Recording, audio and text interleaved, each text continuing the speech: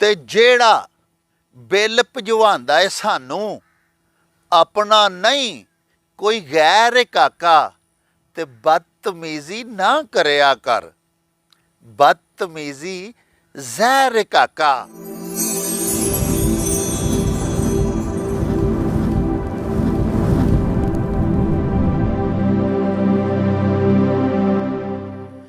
ਸ਼ੁਰੂ ਖੁਦਾ ਦੇ ਨਾਮੋਂ, ਜਿਸ ਦਾ ਜੋੜ ਜਵਾਬ ਨਾ ਕੋਈ, ਜਿਸ ਦੀ ਰਹਿਮਤ ਬਖਸ਼ਿਸ਼ ਵਾਲਾ ਅੰਤ ਹਿਸਾਬ ਨਾ ਕੋਈ।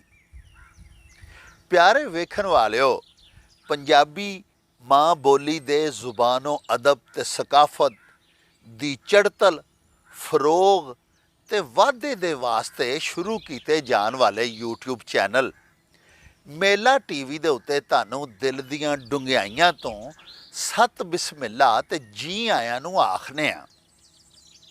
ਸਾਹਿਬੋ, ਸਾਡੀ ਇਹ ਬੇਨਤੀ ਹੈ ਭਈ ਸਾਡੇ ਇਸ ਚੈਨਲ ਨੂੰ ਸਬਸਕ੍ਰਾਈਬ ਵੀ ਕਰ ਲਵੋ, ਲਾਈਕ ਤੇ ਸ਼ੇਅਰ ਵੀ ਕਰਿਆ ਕਰੋ ਤੇ ਆਪਣੇ ਕਮੈਂਟਸ ਸਾਨੂੰ ਜ਼ਰੂਰ ਭਿਜਵਾਇਆ ਕਰੋ, ਜਿਹੜੇ ਕਿ ਸਾਡੇ ਲਈ ਬੜੀ ਹਲਾਸ਼ੇਰੀ ਦਾ ਸਬਬ ਹੁੰਦੇ ਨੇ।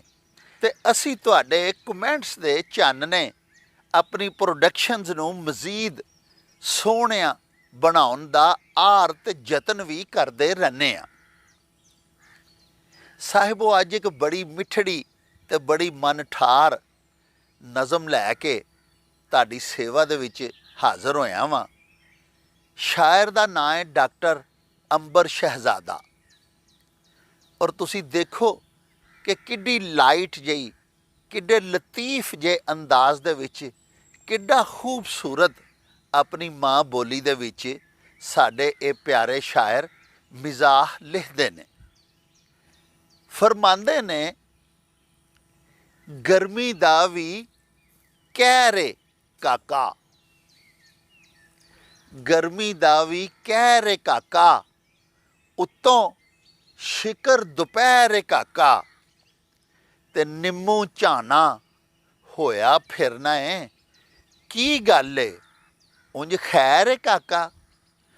ਤੇ ਲੋਏ ਲੋਏ ਭਰ ਲੈ ਭਾਂਡਾ, ਉਮਰ ਦਾ ਪਹਿਲਾ ਪੈਰ ਏ ਕਾਕਾ।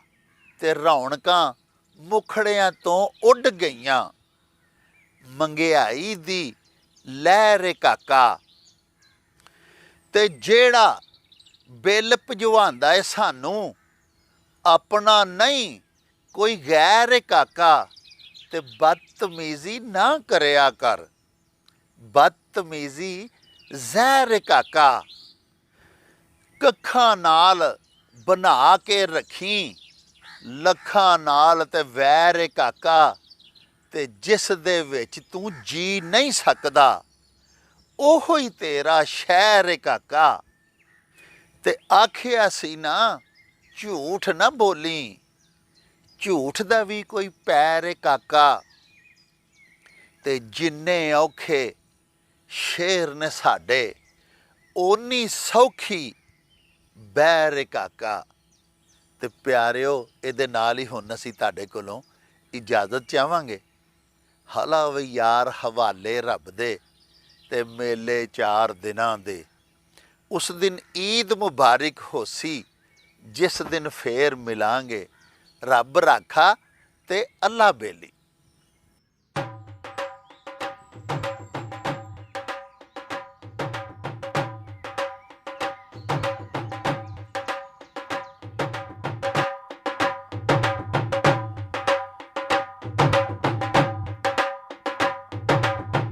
रौनक हो जा